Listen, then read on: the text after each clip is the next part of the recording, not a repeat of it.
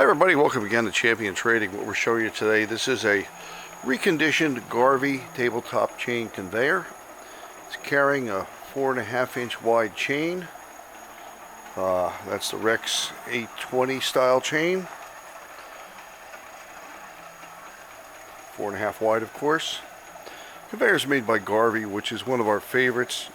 You'll notice this has a modular body. Each one of these sections are 30 inches long, and you can connect them forever, including changing the chain and putting a curve in, which requires a different chain, as a lot of you know.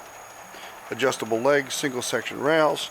We're operating at 120 volt, single phase, through this little Tico controller, and we can contain that in a box for you if you like.